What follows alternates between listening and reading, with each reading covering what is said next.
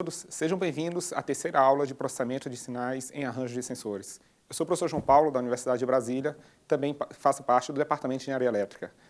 Bem, continuando a aula anterior, a gente agora vai mostrar técnicas que podem ser utilizadas para se estimar a ordem do modelo.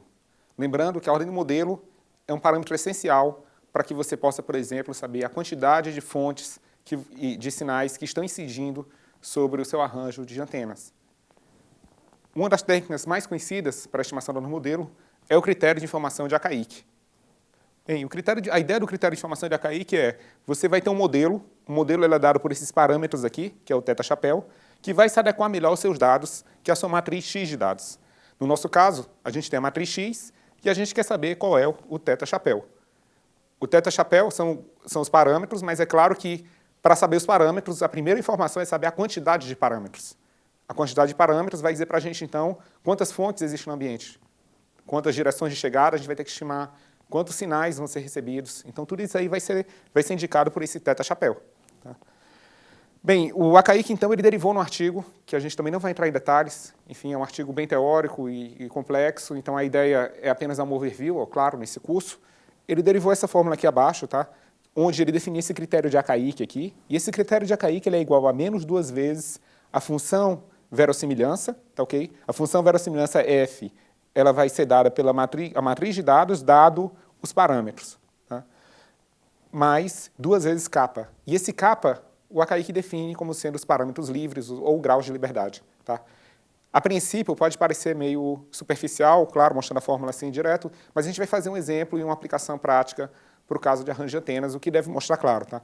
É importante também a gente mencionar que um outro autor, que é o Matti Wachs, e o seu orientador de doutorado, o Kailath, eles fizeram a derivação dessa expressão da Akaique utilizando autovalores.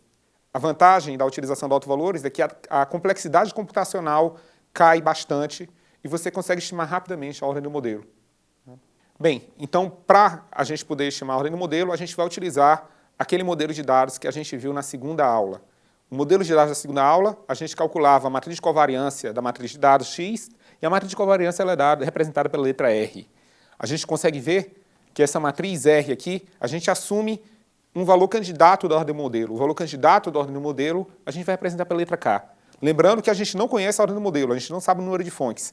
A gente está, digamos, dando um chute inicial, uma estimativa inicial da ordem do modelo como sendo K, um valor inicial, e a gente vai variar todos os possíveis valores de K, ao final a gente vai ver como fazer isso, a fim de poder encontrar a ordem do modelo correta. Então, assumindo que a ordem do modelo é K, a gente vai ter, então, que o valor esperado de x vezes x hermitiano, tá? Ou seja, para calcular a matriz de covariância, vai ser igual, então, a matriz A, que é a matriz que tem os vetores diretores, vezes a matriz RSS.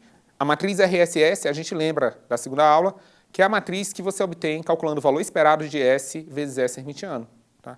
É a matriz que dá a matriz de covariância dos símbolos recebidos, tá? Para as diferentes fontes. Vezes A hermitiano, mais sigma n ao quadrado vezes identidade. Aqui a gente assume que o ruído é branco, e exatamente por isso você tem sigma n ao quadrado vezes identidade. Okay?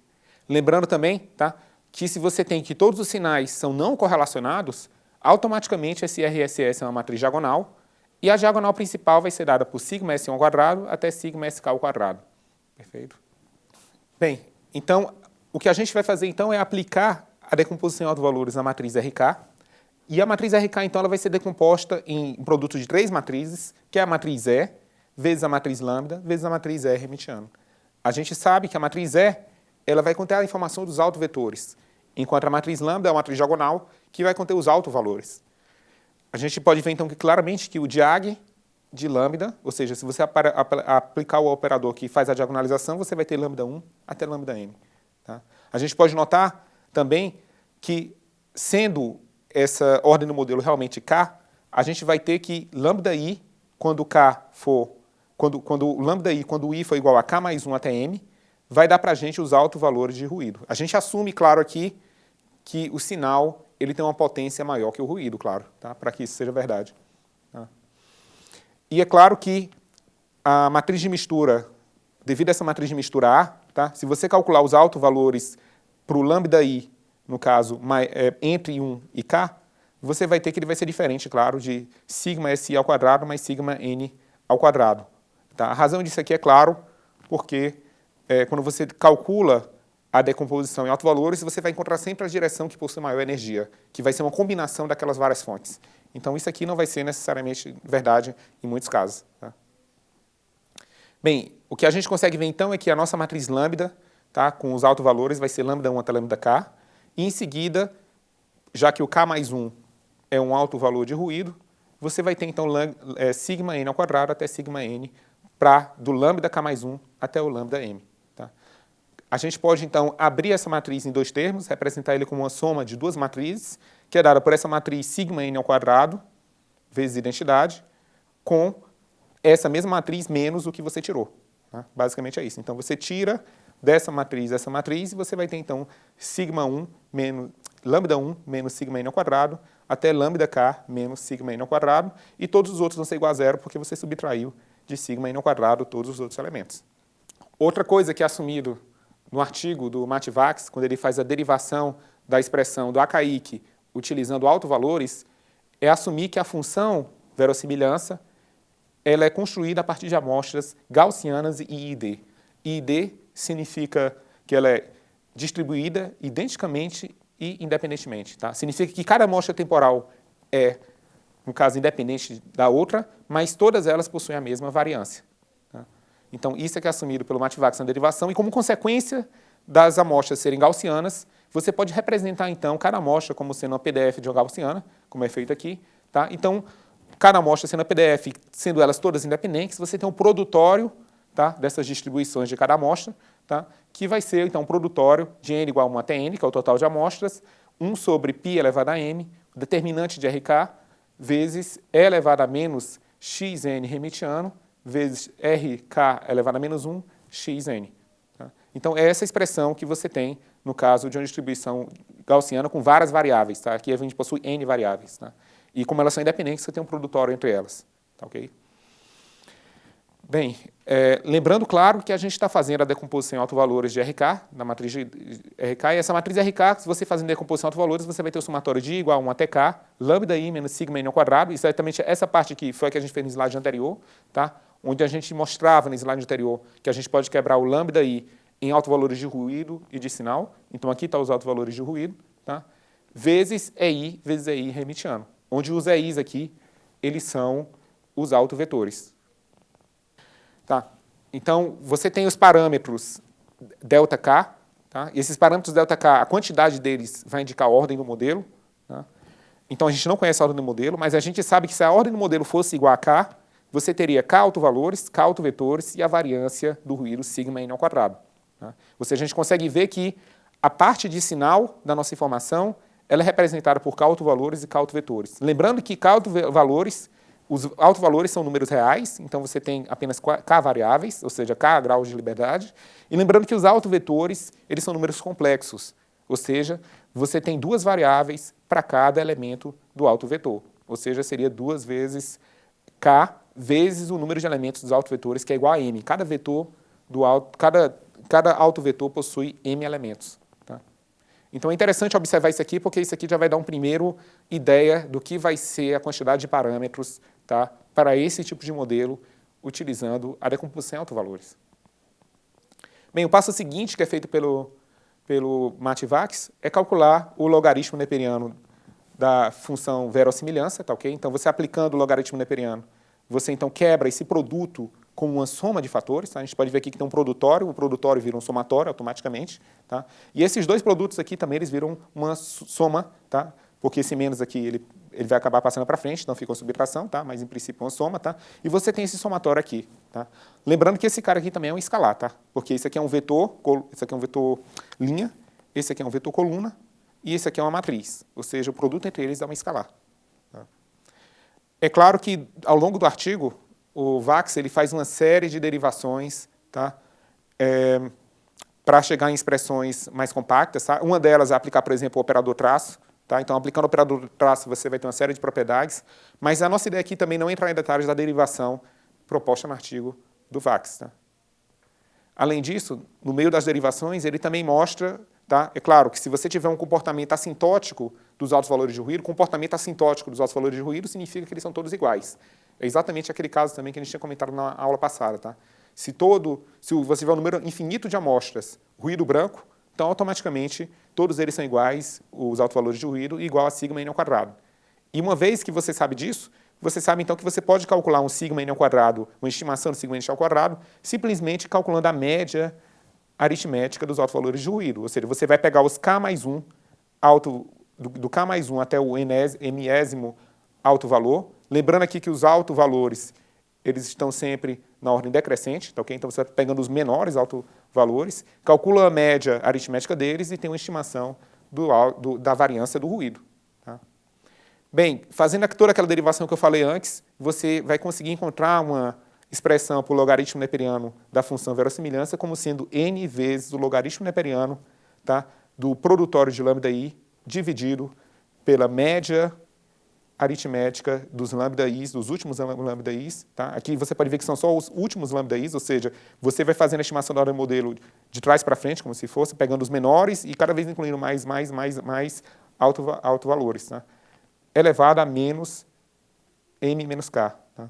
Então, a gente tinha visto, tá, que na expressão da KI que a gente possui dois termos, um termo relativo à função verossimilhança e um outro termo relativo aos parâmetros livres. Tá?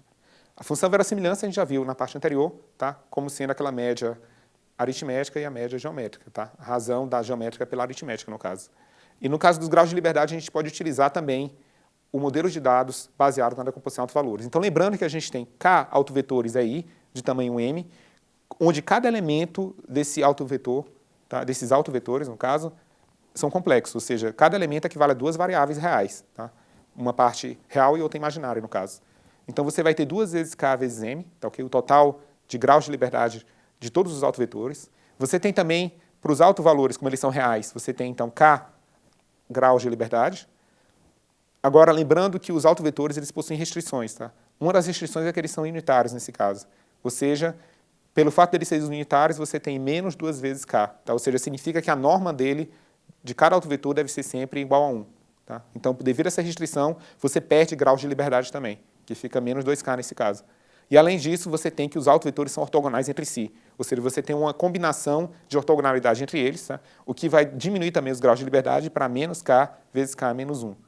Bem, agora somando todo mundo aqui, tá? Somando, no caso, também os negativos, tá? Você vai obter que kappa, que é a quantidade de graus de liberdade, vai ser igual a k vezes 2m menos k. Bem, uma vez que você tem a expressão do AKI como sendo menos 2 vezes o log da função máxima verossimilhança mais 2 vezes kappa, a gente pode, então, substituir essa função máxima verossimilhança logarítmica pela aquela que a gente derivou, tá? E também substituir os graus de liberdade que a gente também encontrou. Tá, okay?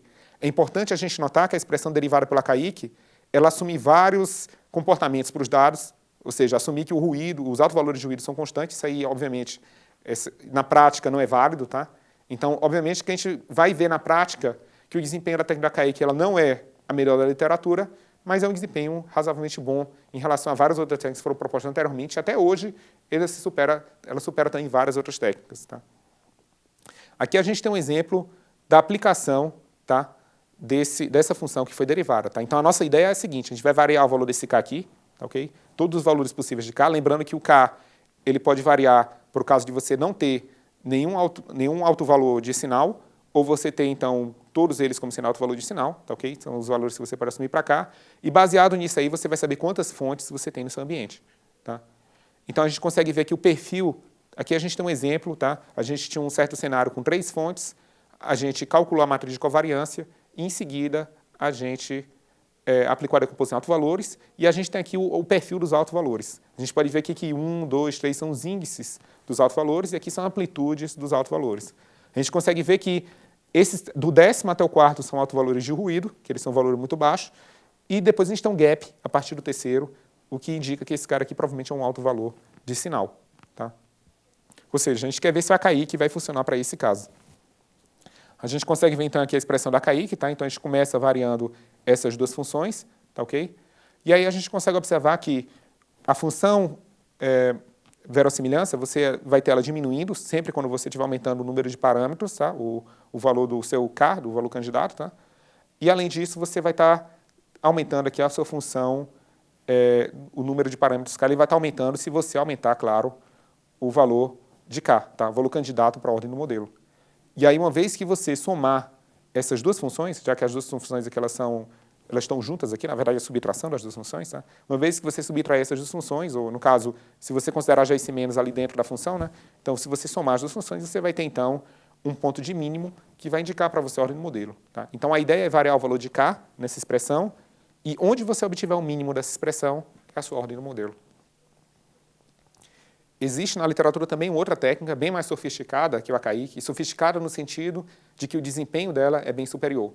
Quando eu falo desempenho, é importante notar que é em relação à probabilidade de detecção correta do número de fontes.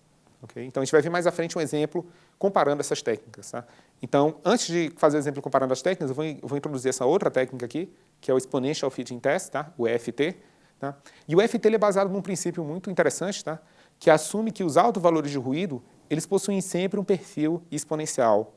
Aqui, apesar de ser uma reta, você pode ver que aqui a escala é logarítmica. Tá? É por isso que essa reta aqui, na verdade, é uma exponencial se você olhar apenas para o lambda. Tá?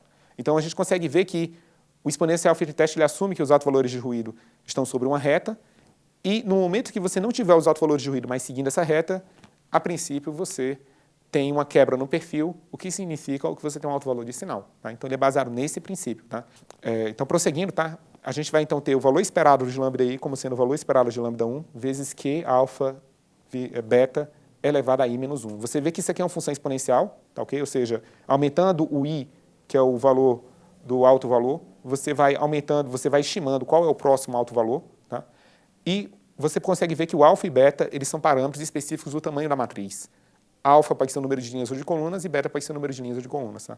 Na prática, o alfa é igual a M e o beta é igual a N, porque normalmente M, que é o número de linhas, ele é maior do que o número de colunas, que é N. Tá? Então, normalmente a gente coloca alfa igual a M e beta igual a N. É claro que, se depender tá, do tamanho da matriz, você pode trabalhar com esses alfa e beta. Tá? Essa técnica ela foi chamada de Modified Exponential Fitting Test. Tá? O Q ele é calculado com essa fórmula aqui, que é derivada em um outro artigo. Okay? E a gente consegue ver, então, tá, um exemplo da aplicação do Exponential Fitting Test. Tá? A gente consegue ver, então, aqui é o índice do alto valor. O alto valor, então, são esses pontos aqui em azul. E você consegue ver que a gente tem 3 fontes, ou seja, D igual a 3, M igual a 8, SNR igual a 20 dB e N igual a 10 amostras. Tá? Então, para esse exemplo aqui numérico, tá, desse cenário, ou seja, a gente vai ter a matriz X a gente calcula a matriz de covariância. Da matriz de covariância, a gente aplica a decomposição em altos valores. E a matriz lambda de altos valores, a gente vai pegar só a diagonal principal e plotar nesse gráfico aqui. Plotando esse gráfico aqui, a gente consegue ver, então, esses pontos em azul. Lembrando que, para o Exponential Fitting Test, a gente considera que o menor alto valor já é um alto valor de ruído. Tá? Então, tem essa limitação também. Ou seja, a gente vai conseguir estimar os altos valores preditos a partir desse. Né? Então, a gente vai tentando prever, e no momento que a gente não consegue prever corretamente o alto valor de ruído, esse cara aqui que tem a quebra indica para a gente a ordem do modelo. Tá? Bem, se você for checar a literatura científica, existe uma gama gigantesca de técnicas de estimação da ordem do modelo. Tá? E a gente observa, claro, que cada técnica, sempre, quando é publicada, ela tem que ser melhor do que a técnica atual, que é o estado da arte. Tá? Por exemplo, em 1986, foi publicado o Efficient Detection Criteria, tá? que é uma técnica baseada em altos valores. Ela é utilizada apenas para ruído branco, nesse artigo, por exemplo. E, no caso, o autor que publicou essa técnica, ele mostrou que a técnica dele era melhor que o Akaique e o MDL. Tá? É interessante notar que, às vezes, a técnica é boa para um cenário, mas para outro cenário não é. Tá? Então, para esse cenário que foi mostrado nesse artigo, a técnica foi melhor. Tá? Uma outra técnica que foi proposta foi a técnica chamada de STER, tá? Proposta em 2004. Ela é uma técnica de subespaço. Ela foi proposta para esse cenário em particular, de M igual a 128 e N igual a 128, e a ideia é aplicar ela em casos de ruído colorido. Tá? Porque se o ruído é colorido, você, mesmo tendo um número infinito de amostras, você não pode assumir que os altos valores são todos iguais de ruído. Tá? Os altos valores de ruído são todos iguais. E aí o STER ele teve um desempenho melhor que o EDC, o Akaique e o MDL. Tá? Em seguida foram propostas outras técnicas, como o Radoi. O Radoi é uma técnica também baseada em altos valores, porém, o desempenho dele é melhor para o caso de ruído colorido. Tá? Para o ruído branco ele também funciona bem, mas principalmente para o ruído colorido, que é um caso mais desafiador, digamos. Tá? E o Radoy ele foi melhor do que essa técnica aqui, que é o Gresham-Goring Disk Estimator, né? E também que o AKI, que é o MDL. Tá? Outra técnica também muito boa da literatura é o EFT, Exponential Fitting Test. Para o caso de ruído branco, é uma das que tem o melhor desempenho, e ela foi melhor que essas outras várias técnicas aqui. Tá? Em seguida, em 2007, também foi proposta a técnica SAMUS, também baseada em subespaços, é uma melhora da técnica STER. Tá? E, por fim, foi proposta uma técnica chamada de NEMO, tá? Em 2008, tá? Cujo desempenho foi melhor que a AKI e MDL. Tá? Bem, agora a gente vai simular todas essas técnicas e vai ver qual delas efetivamente é melhor. Obviamente que, variando o cenário, as técnicas também variam. Tá? Então, isso aqui é apenas para ter uma ideia por alto. É claro, se você tiver um cenário muito específico, a minha sugestão sempre é que você teste para o seu cenário específico todas as técnicas e veja qual delas é melhor para o seu caso. Tá, okay? Vocês podem encontrar o código dessas técnicas aqui na nossa página. Tá? Você tem lá o Ilmenau Package for Model Auto Selection. Vocês podem lá baixar. Tem a versão Java e tem também a versão MATLAB desses códigos. Tá? Fiquem à vontade para baixar o código. Bem, aqui a gente tem um gráfico que a gente vai comparar todas as técnicas. Aqui embaixo a gente tem a relação sinal-ruído, variando de menos 10 a 15 dB. Tá? Ou seja, quando vai mais para lá você tem mais ruído, quando vem mais para cá você tem menos ruído. Tá? Ou seja, aqui a amplitude do sinal é alta, aqui a amplitude do ruído é alta e a do sinal é baixa. Tá? A gente pegou um cenário onde tinha 15 sensores e 10 snapshots, tá? E a gente tem que D é igual a 3, ou seja, D igual a 3 fontes. Tá? Ou seja, a gente vai ter que aplicar nossas técnicas de seleção dados no modelo e a gente vai ter que encontrar aquele número 3 ali. Ó. A gente tem que encontrar exatamente o número 3. Independente do valor do ruído, tem que dar sempre 3. Tá? Essa que é a ideia. Tá? É claro que, num cenário real, o número de funks está variando. Tá? Então, é importante que ele também varie com o número de funks variando. Mas, nesse caso, a gente fixa exatamente para ter uma ideia, porque o número de funks ele também implica na relação, no desempenho da técnica. Tá? E aqui, nesse outro eixo, a gente tem a probabilidade de detecção. Tá? A probabilidade de detecção correta, no caso. Ou seja, qual é a chance da gente detectar corretamente que o D é igual a 3? Se você tiver o gráfico tocando 1, significa que a chance é de 100%. Ou seja, a sua técnica funcionou 100% dos casos, tá, para aquela relação sinal-ruído. E nesse caso aqui do STER, por exemplo, a gente consegue ver que se o SNR for 15, você tem um desempenho entre 90% e 80%, talvez 85% aqui. Né? E se o SNR for menos 10, o desempenho dela é próximo de 10% dessa técnica. Tá? Ou seja, você vê que o ruído realmente tem um grande impacto nessa técnica. Tá? E você consegue ver também que mesmo com ruído baixo, ela não tem um desempenho tão bom, a técnica STER. Tá? E aí a gente vem para a próxima técnica, que é a SAMUS, lembrando que essas duas são técnicas baseadas em subespaço. Tá? Elas foram propostas para ruído colorido, então aqui um cenário de ruído branco. Tá? Não foi exatamente um cenário ideal para ela funcionar, mas apenas para a gente ter uma ideia. Tá? Então, aqui é o SAMUS. Tá? A gente consegue ver que o desempenho de SAMUS é melhor em boa parte do SNR. Então, na prática, se você escolher uma técnica, certamente seria o SAMUS, já que no SNR mais alto ela funciona melhor. Tá, okay? E digamos também que nessa faixa aqui, a probabilidade de detecção é tão baixa que nem compensa você trabalhar num caso como esse aqui, na verdade. Né? Então, a gente tem também a técnica chamada Radoy, tá? Que é uma técnica também proposta para ruído colorido. Você vê aqui o desempenho dela, tá? Melhor que as outras técnicas também. Você vê aqui a técnica SURE, que é uma técnica que é muito aplicada pelo pessoal em finanças. Tá, okay? A gente consegue ver que o desempenho dela é bom num certo trecho, mas depois ela cai rapidamente. Tá? A gente consegue ver também outra técnica que é o NEMO. Tá? A gente vê que o desempenho dela é bem melhor que todas as outras técnicas até agora. A gente consegue ver o EDC, que também tem um ótimo desempenho. Bem, a outra técnica, então, é o MDL. A gente consegue ver, então, que o MDL ele tem um desempenho melhor que as outras técnicas, muito embora, no slide anterior que a gente mostrou, o NEMO e o EDC, quando eles foram propostos, eles tinham um desempenho melhor que o MDL. Mas a gente vê que, para esse cenário em particular, o MDL é melhor que essas técnicas. Né? Então, é interessante notar que, enfim, o autor ele propõe uma técnica, mas nem sempre aquela técnica é melhor para todos os casos. É melhor para aquele caso que ele mostrou. Tá? Bem, a gente consegue ver que o MDL, se você fizer uma variação nele, que foi proposta por nós, tá? Ou seja, variar a posição dos parâmetros M e N, você tem esse desempenho aqui melhorado, tá? Levemente melhorado. Você tem aqui o AKI, tá, okay? Que foi razoavelmente próximo do MDL, e você tem um DAKI que também teve um desempenho melhor que o AKI. Né?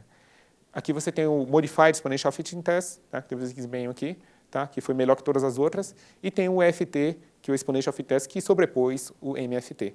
Tá? Então, no final das contas, para esse cenário, o MFT e o EFT tiveram o mesmo desempenho. Tá? Então, a gente consegue ver que, para o caso de ruído branco, a melhor técnica da literatura, isso aí a gente fez vários cenários, tá? Estou falando só para esse cenário não, para vários cenários que a gente fez, a melhor técnica da literatura para ruído branco, para estimar o ruído do modelo, é o Exponential Fitting Test, e no caso, se o N for maior que N, o Modified Exponential Fitting Test.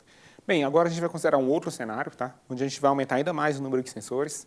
Agora a gente tem M igual a 100 sensores, N igual a 10 snapshots e D igual a 3 fontes novamente. Tá? A gente tem o nosso ruído branco aqui sendo utilizado, tá? E a gente vai comparar novamente todas as técnicas. Tá? A gente vai ver um resultado interessante, tá? Que é o ganho que a gente tem utilizando o Modified Exponential Fusion Test. Então, primeiro aqui é o STER, então a probabilidade de detecção, tá? Agora aumentou mais, porque você tem mais sensores, ou seja, tem mais informação, então você consegue chegar a algo próximo dos 100%, tá? Em torno de 97%, 98%. Aqui você tem o Sure, tá? Você vê que ele funciona bem aqui no começo, mas logo em seguida ele tem um ganho e o desempenho dele se torna muito ruim. Né? Em seguida você tem o Samus, tá? Depois o Radoi. Em seguida você tem o EDC, que aqui no começo é 100%, e depois ele cai para 99%, 98%. Tá? Você tem aqui o MDL, que também tem um desempenho muito bom aqui no começo, e depois diminui. O MDL unidimensional, o AKIC, o AKIC unidimensional, perfeito. Bem, a gente tem então o EFT, que teve esse desempenho, e agora a gente vai ter o NEMO, e por fim a gente tem o MFT. Né? A gente pode ver que o ganho do MFT, em comparação com o EFT, né, em termos de dBs aqui, né, você pode ver que você está detectando esse cara em menos 5 dB, e esse aqui você detecta ele mais ou menos em 12 dBs, quase uns 7 dBs de ganho, tá? Em termos de detecção. Né? Ou seja, o desempenho do MFT é bem superior ao do FT. Logo, se você tiver um cenário com ruído colorido, não importa o número de fontes ou o número de snapshots, você deve utilizar a técnica conhecida como MFT. Se você tiver ruído colorido, a minha sugestão é utilizar o Radoi. Tá? Então, para ruído branco, MFT, para ruído colorido, a minha sugestão é utilizar o Radoi. Ok, uma coisa que também é um aspecto muito importante que a gente tem que salientar aqui também, é que os nossos dados, em geral, eles possuem 4 subespaços. Tá? E essa ideia de subespaço ela é muito útil e muito utilizada na área de processamento de sinais em alta resolução. Por exemplo, vamos considerar que a gente tem a nossa matriz de dados X. Tá? Aqui são as matrizes não normalizadas, ou seja, a gente sabe que era para dividir por 1 sobre n aqui no caso, mas vamos deixar dessa forma. Tá? Bem, se você calcular a matriz RXX, um chapéu, que é igual ao somatório de n igual a 1 até n grande, xn hermitiano, você pode ver então que você está sumindo com a dimensão n e você vai ficar apenas com a matriz quadrada de tamanho m por m. Tá? Então, essa matriz de tamanho quadrada de tamanho m por m, tá? Você pode calcular também esse somatório utilizando o produto de x por x hermitiano, ou seja, a sua matriz de dados vezes a matriz de dados hermitiana. Tá? Então, fazendo esse produto aí, você vai obter o seu RxX1. Tá? Então, o segundo subespaço que a gente tem vai ser o subespaço, no caso do temporal. Tá, ok? Bem, então a gente vai variar o m igual a 1 até m grande e fazer o xn hermitiano vezes xm. Tá? Ou seja, aqui a gente vai pegar cada linha, tá? Calcular o transposto daquela linha, ou seja, essa linha aqui ela vai ser, no caso aqui, você pega a linha da matriz X, transforma ela numa coluna aplicando o hermitiano, né, e faz o produto com o outro xm. Tá? Então, daqui você está calculando, na verdade, o x hermitiano vezes o x. Tá? Você pode observar, então, que essa matriz de covariância de cima ela tem tamanho m por m, enquanto a matriz de covariância de baixo, que é a matriz de covariância temporal, é n por n. Bem, então a gente vai ter essas duas matrizes, RxX1 e RxX2, e para essas duas matrizes a gente pode, claro, aplicar a decomposição em alto-valores. Tá? Então, aplicando a decomposição em alto-valores dessas duas matrizes, você vai ter a matriz U, lambda 1, U hermitiano, e vai ter a matriz V, lambda 2, V hermitiano. E o interessante aqui a ser notado também, tá? Ou seja, você vai ter aqui o subespaço dos sensores e aqui você vai ter o subespaço das amostras no tempo. Tá? Na prática, você normalmente tem um número de sensores menor que o número de amostras temporais, tá? Ou seja, o M é menor que N. É claro que isso aí depende muito da aplicação. Tá? Se você tiver uma aplicação de um canal varia muito rápido com o tempo, é claro que esse N aqui ele pode acabar sendo menor que o número de sensores. Até porque hoje temos aplicações relacionadas, por exemplo, com a parte de mimo massivo, tá? Onde você tem centenas de antenas num dispositivo de comunicação. Tá? Bem, de qualquer forma, aplicando então, assumir esse caso que o M é menor que N, aplicando então o operador de diagonalização no lambda 1, você vai pegar a diagonal principal da matriz lambda 1 e você vai ter de lambda 1 até lambda m, tá? Esses altos-valores. E se você fizer a mesma coisa com lambda 2, lembrando que o m é menor que n, você vai ter lambda 1 até lambda m e todos os outros valores são iguais a zero. Bem, o que você agora pode fazer, então, é combinar as duas informações, ou seja, combinar a informação que você tem da decomposição de alto-valores do RxX1 e do RxX2. Combinando, então, essas duas informações, você vai poder reescrever sua matriz X como sendo U vezes sigma vezes V hermitiano. Ok? É bom a gente prestar atenção que esse cara aqui, na verdade, esse X representado dessa forma, decomposto dessa forma aqui, U, sigma, V hermitiano, nada mais é do que o SVD, que é a decomposição em valores singulares. Tá? E a gente pode notar também que esse sigma que aparece aqui, que é uma matriz, enfim, cuja pseudo-diagonal dela é composta por sigma 1 até sigma m, a gente consegue observar que, na verdade, sigma1 e sigma-n eles também estão relacionados com o lambda1 até o lambda-m que aparece nessas duas matrizes. Tá? E para ver essa relação, a gente basta, então, substituir o x, ou seja, esse novo x que a gente representou utilizando essa SVD, a gente substitui ele no lugar de rxx1 aqui, tá? Ou seja, o rxx1 é definido dessa forma, x vezes x hermitiano. Então, vamos substituir esse x aqui embaixo, tá? Nesses dois. Então, você vai ter u vezes sigma vezes v hermitiano, vezes v vezes sigma vezes u hermitiano. Note que o sigma hermitiano, no caso seria o transposto que ficaria dele, a gente não coloca o conjugado, porque, na verdade, esse sigma aqui são valores reais, né? Então, V hermitiano vezes V é a identidade. Você vai ter esse sigma vezes sigma transposto. Tá? Então, sigma vezes sigma transposto é, na verdade, sigma1 até sigma-m ao quadrado. Ou seja, isso aqui vai ser uma matriz diagonal, cujo todos os elementos estão elevados ao quadrado. Tá? Então, a gente consegue ver claramente, devido a essa propriedade aqui, tá? Que os valores singulares ao quadrado são sempre iguais aos autovalores. A gente viu anteriormente que os autovalores, eles podem ser classificados em autovalores de sinais de ruído, tá? Utilizando técnicas de seleção da ordem do modelo. E uma vez que a gente identifica os autovalores de sinal e os autovalores de ruído, o que a gente pode fazer em seguida também é encontrar qual é o subespaço do sinal e o subespaço do ruído. Tá? Por exemplo, a gente vai ter a nossa matriz X, a gente vai aplicar SVD, decomposição de valores singulares. O sigma, que é aquela matriz do meio, tá? Ela vai dar para a gente os valores singulares do ruído e os valores singulares do sinal. E, além disso, a matriz U e V, elas vão ter os vetores singulares à esquerda do ruído e o V vai ter os vetores singulares à direita do sinal e do ruído também. Tá? Então, a gente consegue ver que o U ele pode ser decomposto em US e UN, onde a matriz U são os vetores singulares à esquerda, tá? Completos, da matriz X, e esses vetores singulares à esquerda eles podem se dividir em vetores singulares à esquerda do sinal, vetores singulares à esquerda do ruído. A matriz V, você pode também dividir ela como sendo vetores singulares à direita do sinal e vetores singulares à direita do ruído. Bem, a nossa matriz X, como a gente viu anteriormente, ela possui 4 subespaços. Né? Então, você tem o subespaço à esquerda e à direita. O subespaço à esquerda ele é representado pela matriz U e o subespaço à direita pela matriz V. Aqui no centro, a gente tem os valores singulares. A matriz X, se você aplicar a SVD, essa decomposição, então, que você encontra U, sigma e V, é o que a gente chama de decomposição em valores singulares.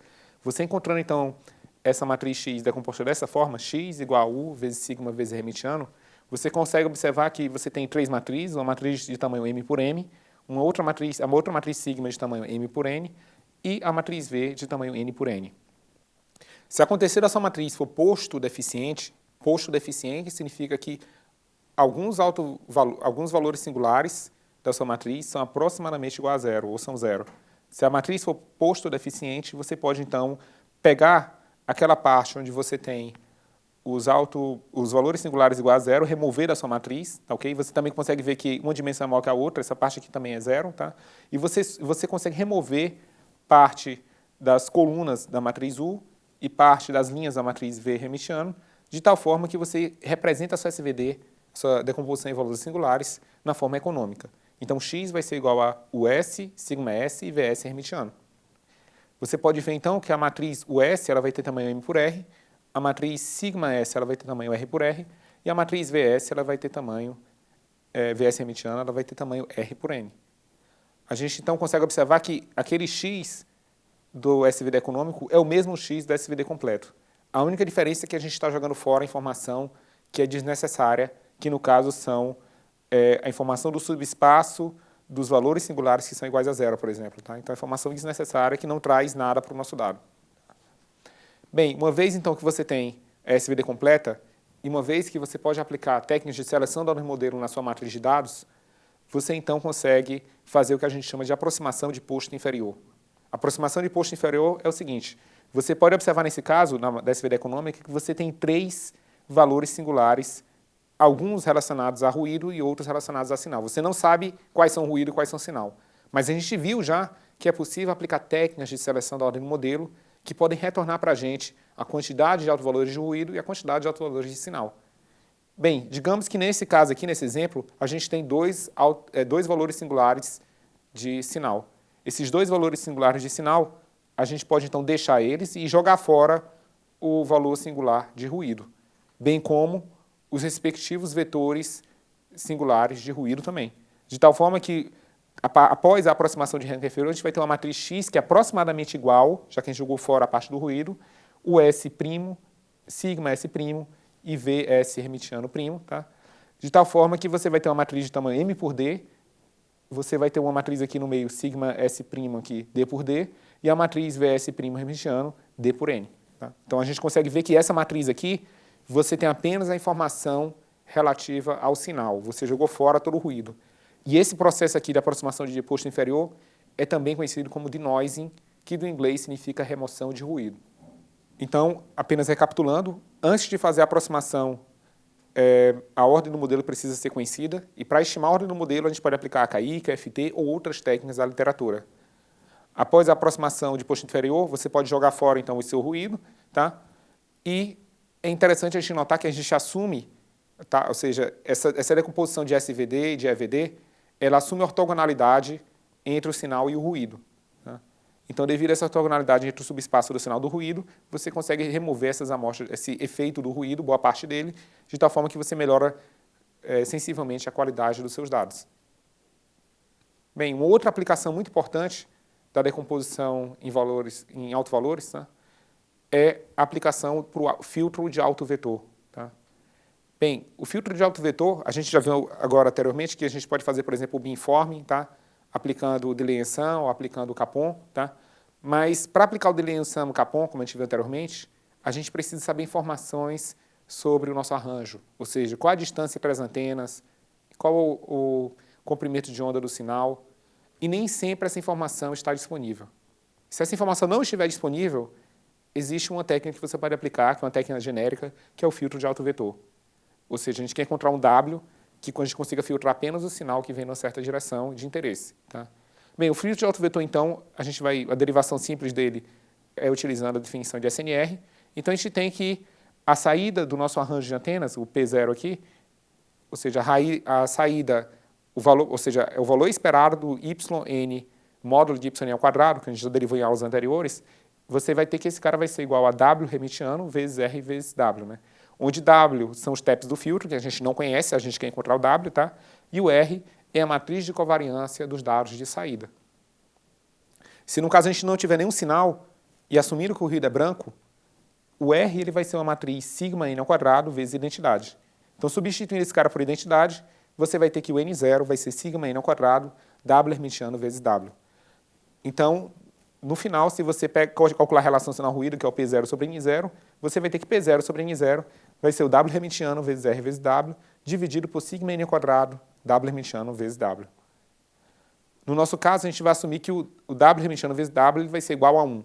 Ou seja, a gente não quer que o nosso filtro dê um ganho numa certa direção devido à amplitude que a gente vai dar na série de cada elemento. A gente quer apenas trabalhar com a fase do W, mas mantendo a magnitude para todas as direções sempre igual a 1. Tá? Então, no nosso caso em particular, a gente vai ter então que o P0 sobre N0 ele vai ser o W hermitiano vezes R vezes W, e o denominador que tinha W hermitiano vezes W fica sendo igual a 1. Tá? E aí, olhando esse problema aqui do P0 sobre N0, tá? A gente consegue ver que o SNR ela vai ser maximizada, esse caso aqui, quando a gente tiver o W igual ao alto vetor correspondente ao maior alto valor. Então, quando o W for igual ao alto vetor correspondente ao lambda, ao maior lambda, tá? Que é o lambda máximo, você vai ter então, ou seja, substituindo aqui, você vai ter então que esse produto aqui ele vai ser igual ao lambda máximo sobre sigma n ao quadrado. Ou seja, a solução para esse problema é, novamente, recapitulando, você vai ter a sua matriz X de dados, você vai calcular a matriz de covariância de X, você vai aplicar a decomposição em alto valores, você vai obter o alto vetor correspondente ao maior alto valor e vai chamar esse cara de W.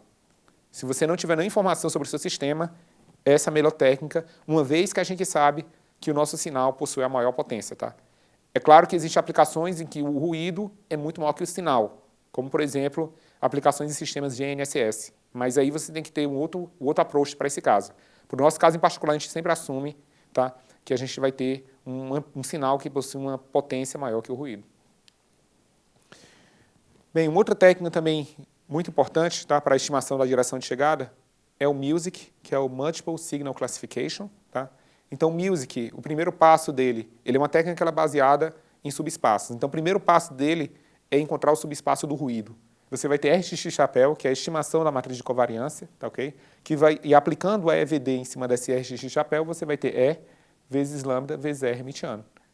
A gente sabe que o E, ele é dividido em dois subespaços, né? O subespaço do sinal e o subespaço do ruído. Para descobrir o que é do sinal e o que é do ruído, tem que sempre utilizar uma técnica de seleção da ordem do modelo. Então, uma vez que você descobriu o subespaço do sinal e do ruído, para calcular a densidade espacial de potência do Music, você utiliza essa expressão aqui embaixo. Tá? É uma expressão que lembra muito a expressão do Capon, exceto que você fez uma espécie de denoising. Na verdade, você fez o contrário, você fez um noising. Ou seja, em relação à técnica do Capon, você tinha aqui a matriz RXX inversa. Tá? Então, no lugar de usar a matriz RXX inversa que a gente tinha no Capon, a gente vai utilizar agora apenas o subespaço do ruído, ou seja, utilizando apenas o subespaço do ruído, na prática, a gente está assumindo que os autovalores de sinal, tá, eles vão ser, nesse caso aqui, igual a zero, e aí quando você fizer o inverso deles, você assume que o efeito dos autovalores de sinal é como se fossem infinitos, tá? Ou seja, você vai ter um ganho na estimação do seu pico de potência. Não é à toa que o Music ele tem um desempenho bem superior ao Capon, tá? E o Capon já é uma técnica que é bem superior ao Delay Ensemble, né? Bem, mas para estimar a direção de chegada, o ideal é sempre você ter uma técnica de forma fechada, tá? Para não precisar fazer buscas. Tá? Ok, se você tem um arranjo linear, a busca não é nem tão complexa. Tá? Mas é claro que, enfim, você tem uma série de picos, vai ter que achar o valor de cada pico, tá? Para localizar exatamente de onde está vindo a direção do sinal de interesse ou dos sinais de interesse. Tá? E o ideal é que você tenha uma técnica de forma fechada que faça isso de forma automática, ou seja, dá para você já quais são os picos de potência, tá? Ou seja, quais são as direções dos picos de potência. E a técnica para fazer isso de forma fechada, uma delas, uma mais conhecida, é o SPRI. Tá? Então, o SPRI, conhecido como Estimation of Signal Parameters via Rotational Invariant Techniques, ele é uma técnica de forma fechada, tá? E não depende de buscas, ou seja, em termos de complexidade, ele é bem mais simples que as outras técnicas, como Delay Ensemble, Capon e Music, se o interesse for estimar a direção de chegada. Tá? É interessante notar que o Capon ele também pode ser utilizado para você fazer o beamforming. Tá? O SPRI não. O SPRI ele não faz beamforming, ele estima apenas a direção de chegada. O SPRI ele é baseado no que a gente chama de equação de invariância ao deslocamento. Aqui a gente tem um exemplo simples, tá, de um arranjo com 5 sensores. Tá? Então, você tem aqui os 5 sensores. E para aplicar o SPRI, a gente seleciona primeiro os 4 primeiros sensores e depois os 4 últimos sensores. Tá? Essa seleção dos sensores você pode fazer matematicamente, multiplicando a sua matriz de dados por matrizes de seleção. Matriz de seleção J1 e matriz de seleção J2. O nosso objetivo, utilizando o SPRI, é encontrar esse ângulo θ aqui, o ângulo do qual o sinal está vindo, que é a direção pela qual o sinal vem vindo. E a gente consegue observar, lembrando, vamos nesse caso do arranjo linear uniforme, lembrando que o nosso vetor AMI ele é um vetor que ele possui uma estrutura Vandermonde. Tá? Então, AMI é um vetor Vandermonde, esse outro também é o mesmo vetor Vandermonde. A gente está multiplicando por J1, que vai selecionar os m-1 primeiro elementos de AMI. No caso, m-1 aqui é igual a 4, tá? Ou seja, a gente possui 5 sensores, ou seja, a gente seleciona os 4 primeiros sensores, 4 primeiros elementos de AMI, e a gente seleciona os 4 últimos elementos de AMI quando a gente multiplica por J2. Então, multiplicando por J1, a gente seleciona os 4 primeiros elementos desse vetor, e multiplicando por J2, a gente seleciona os 4 últimos elementos desse vetor. De tal forma que você vai ver que, para que isso seja identidade, você tem que ter o MI aparecendo aqui. E o MI é exatamente o parâmetro de interesse, que no caso é o E elevado a J e a sua frequência especial μ. Então, em outras palavras, se você tiver o steering vector, que é o vetor diretor, o AMI, você facilmente, utilizando a equação de invariância de deslocamento, você consegue estimar a frequência espacial. Uma vez que você tem a frequência espacial μ, você faz o mapeamento para encontrar a direção de chegada θ. É claro que na prática você pode ter mais do que uma fonte. Aqui tem apenas uma única fonte, tá? Uma única direção. Mas na prática você pode ter várias fontes, vários sinais incidindo sobre o seu arranjo. Nesse caso em particular, se você tiver 10 sinais transmitindo e os sinais estão incidindo sobre o seu arranjo, a sua equação de invariância ao deslocamento ela vai ficar nessa forma aqui, ó. J1 vezes a matriz diretora A, vezes a matriz φ, que possui todas as frequências espaciais, as exponenciais das frequências espaciais, para cada fonte. Tá? Então, essa matriz aqui ela é de tamanho D por D, essa matriz φ. A matriz A é de tamanho M por D. Tá? J2 vezes a matriz A. Tá? Em outras palavras, se você tiver a matriz diretora, se for dada para você a matriz diretora, você pode usar a equação de variância e deslocamento para encontrar a matriz φ. Encontrando a matriz φ, você tem a direção de chegada de cada fonte. Tá? Então, o SPRI é baseado nesse princípio, equação de variância e deslocamento. Mas é claro que, na prática, a gente não tem a matriz A, que é a matriz diretora. A gente possui apenas a matriz X, que é a matriz de dados. Mas a gente sabe que, a partir da matriz X, a gente pode estimar o subespaço no caso, os subespaços que são os autovetores relativos ao sinal dos sensores, no caso. Tá? E esses autovetores do sinal, tá, a gente vai chamar da matriz ES. Então, a matriz ES é a matriz que contém apenas os autovetores do sinal. A gente sabe que a matriz A diretora e a matriz ES, as duas geram o mesmo subespaço.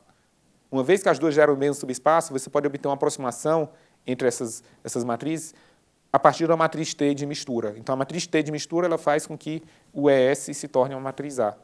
Bem, uma vez que a gente tem essa aproximação aqui, o que a gente pode fazer é substituir essa aproximação na equação de invariância e deslocamento, que é a base do SPRI.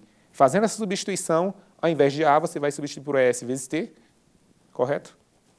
E aí você vai ter J1 ES vezes T vezes φ igual a J2 ES vezes T. O passo seguinte, então, é você passar para o outro lado o J1 ES. O J1 ES, quando você passa para o outro lado, você usa o operador da pseudo-inversa. Tá? A gente vai mostrar mais à frente como é que se calcula a pseudo-inversa. Tá? Por enquanto, vamos apenas assumir que a gente está aplicando um operador matemático chamado pseudo-inversa e você passa esse termo para o outro lado. Okay? É importante salientar que, para aplicar a pseudo-inversa, o M, que é o número de sensores, tem que ser sempre maior do que o D, que é o número de fontes. Caso contrário, esse cálculo aqui não vai funcionar. Tá?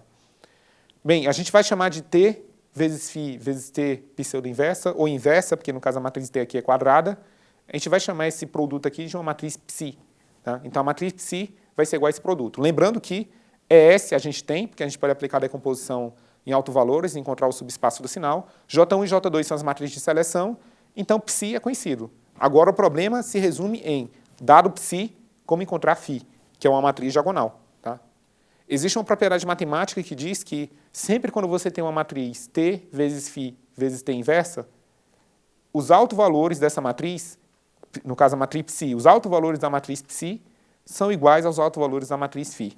Uma vez que você sabe essa propriedade matemática, e uma vez que você sabe que a matriz φ é uma matriz diagonal, ou seja, os autovalores da matriz φ são, na verdade, o E elevado a J das frequências espaciais. Tá?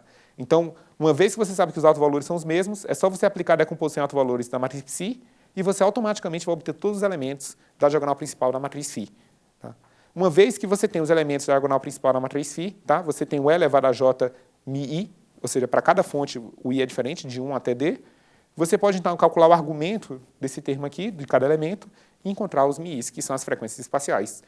E, tendo as frequências espaciais, você pode, então, utilizar aquele mapeamento com a direção de chegada e encontrar o θ, que é a direção pela qual o sinal está incidindo no seu arranjo de antenas. Bem, a gente agora vai falar de duas propriedades bem interessantes. Tá? Uma delas é o suavizamento espacial, tá? Conhecido no inglês como spatial smoothing. Tá? E a outra, que a gente vai falar mais à frente, é o forward back-averaging. Elas não são técnicas imprescindíveis, tá? Mas elas podem ajudar muito dependendo do tipo de problema que você tem. Tá? Então, elas são técnicas acessórias que podem ser incorporadas todas essas técnicas que a gente viu até o momento. Tá? A ideia do spatial smoothing é você vai transformar a sua dimensão de sensores em uma dimensão temporal. Ou seja, você tem M sensores e N amostras. Você pode passar parte desses M sensores, você reduz, sacrifica o número de sensores, diminui o número de sensores e você aumenta o número de amostras. Como é que você pode fazer isso? Tá? Então, a gente tem aqui o exemplo de vários sensores, tá? Que estão captando sinais. E esses sensores a gente pode representar matematicamente como sendo x igual, esse aqui é o vetor diretor, vezes os símbolos recebidos, mais o ruído. Tá? Então, a gente está assumindo aqui que a gente tem um modelo onde a gente tem um único sinal incidido no nosso arranjo, uma vez que essa matriz aqui é de posto unitário e uma vez que a ordem do modelo de x é igual a 1. O que a gente pode fazer agora é fazer a seleção, tá, daquele arranjo dessa seguinte forma, similar com o que a gente fez no SPRI. Tá? Seleciona os primeiros sensores e depois seleciona os últimos sensores. Fazendo essa seleção de sensores, a gente vai chamar de x1 a matriz com os primeiros m-1 sensores e x2 a matriz com os últimos m-1 sensores. Tá? Então tem x1 e x2, tá ok? Você pode ver que x1 e x2 ele possuem um vetor diretor diferente por causa desse e elevado a menos jmi. Se você jogar o e elevado a menos jmi fora, os vetores diretores são os mesmos. Em outras palavras, esse vetor editor e esse vetor diretor geram o mesmo subespaço, porque a diferença entre eles é apenas um escalar. O passo seguinte é, então, concatenar as duas matrizes x1 e x2, uma vez que elas possuem o mesmo subespaço, x1 e x2. Tá? Então, a matriz XSS vai ser x1 concatenado com x2. Vocês podem ver que o vetor diretor é o mesmo das duas matrizes. Tá? E esse vetor diretor ele tem uma estrutura Van der Monde também, que é necessário, por exemplo, para aplicar várias técnicas, tá? Facilita em várias técnicas. Tá? Mais o nosso ruído. Tá? A gente consegue ver que a gente, na prática, a gente sacrificou um sensor, ou seja, XSS é tamanho m-1 por 2n, mas a gente duplicou o número de amostras devido ao 2n. Né? Ou seja, você perde um sensor, mas você duplica o número de amostras. Né? Então, essa é a vantagem do suavizamento espacial. É claro que isso aqui é um caso específico, e é claro que você pode repetir esse processo várias vezes e aumentar ainda mais o número de amostras. Tá? Isso aqui é apenas um simples exemplo de como aplicar o suavizamento espacial. E agora a gente vai para o Forward Backward Averaging. Tá? O Forward Backward Averaging ele pode ser apenas aplicado para arranjos de antenas, arranjos de sensores que possuem a propriedade da centrosimetria. Tá? Então, uma vez que o seu arranjo possui a centrosimetria, essa propriedade aqui é válida para ele. Tá? Essa propriedade é a seguinte, você vai transformar sua matriz X na matriz Z, e essa matriz Z, para obter ela, o que é que você faz? Você concatena o X com uma outra matriz que é dada por πm, X conjugado, πn. Tá? O X conjugado é só você mudar o valor do sinal dos elementos, tá? Para, enfim, o termo imaginário muda de sinal dos elementos da matriz X, e o πm e πn são matrizes cuja a antidiagonal são completas com uns e todos os outros elementos são iguais a zero. Tá? Na prática, isso significa que quando você multiplica por πm pela esquerda dessa matriz, você troca a ordem das linhas dela. E quando você multiplica pela direita, pela matriz πn, você multiplica a ordem das colunas, você inverte a ordem das colunas. Tá?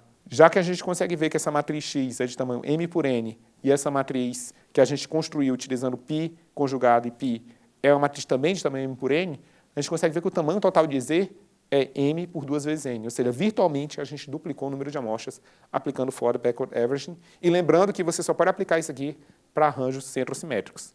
Para a gente entender o que está acontecendo aqui, tá, aplicando essa propriedade, é só a gente substituir um caso de exemplo. Tá? Então, nesse caso, vamos considerar que a gente tem duas fontes. Tá? Então, aqui são dois vetores diretores, aqui são os sinais recebidos. A gente vai substituir, então, o x aqui desse lado, lembrando que a gente está aplicando o conjugado, ou seja, o conjugado significa que esses expoentes aqui vão ficar com valores negativos, tá?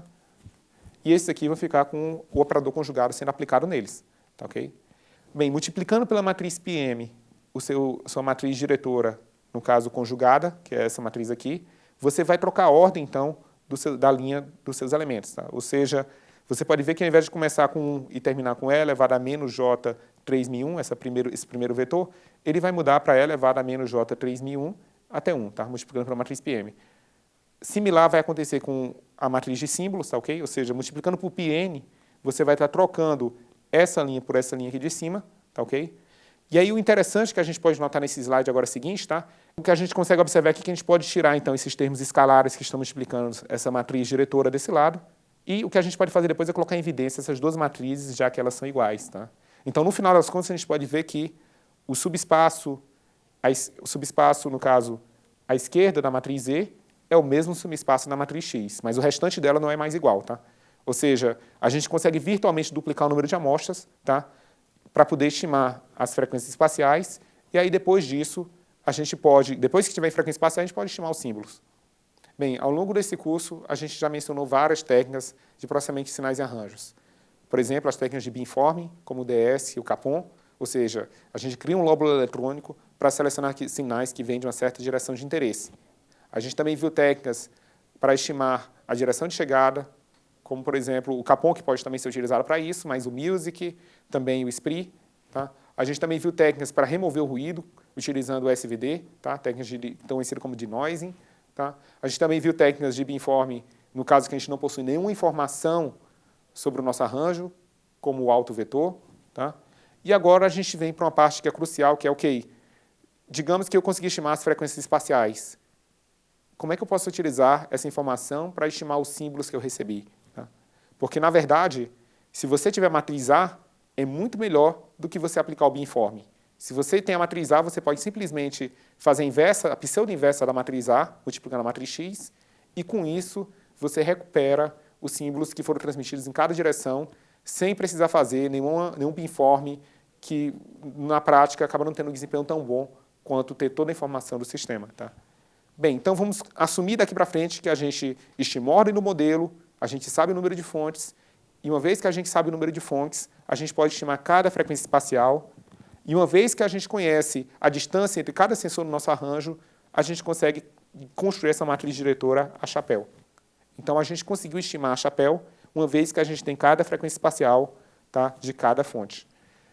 Uma vez que a gente tem a matriz A chapéu, tá, o nosso passo seguinte, então, seria estimar a matriz S chapéu. Então, lembrando que o nosso modelo de dados é X igual a chapéu vezes S chapéu. Bem, no caso, a matriz A chapéu ela não é uma matriz quadrada. Se fosse uma matriz quadrada e cujo determinante fosse diferente de zero, era só aplicar a inversa, seria simples. Mas não é o caso, então a gente tem que aplicar a pseudo-inversa. Para aplicar a pseudo-inversa, o que a gente faz? A gente multiplica a esquerda dos dois lados dessa equação por A hermitiano. Tá? Então, multiplicando a esquerda por A hermitiano, a gente consegue ver que a gente vai ter, então, A hermitiano vezes X igual a hermitiano vezes A vezes S. Lembrando que a matriz A hermitiano vezes A é uma matriz de tamanho D por D. Tá? Essa aqui é uma matriz de tamanho D por D, A hermitiano vezes A. Ou seja, lembrando também que M, que é o número de sensores, é maior que D. Ou seja, essa matriz aqui ela é rank, ela é posto completo. Ou seja, é uma matriz quadrada cujo determinante a gente sabe, é garantido que é diferente de zero. Ou seja, essa matriz A hermitiano vezes a gente pode passar pelo outro lado aplicando a inversa dela, e aí a gente vai ter uma estimação de S chapéu. Ou seja, S chapéu vai ser, então, a inversa de A hermitiano chapéu vezes A chapéu hermitiano vezes X. Tá? E aí, isso aqui dá a estimação dos nossos símbolos que foram recebidos de cada direção no nosso arranjo de antenas. Tá? E aí a gente pode simplesmente chamar de A chapéu mais todo esse operador aqui, que é A hermitiano vezes a inversa disso tudo, vezes A hermitiano. Bem, obrigado pela atenção e até a próxima aula.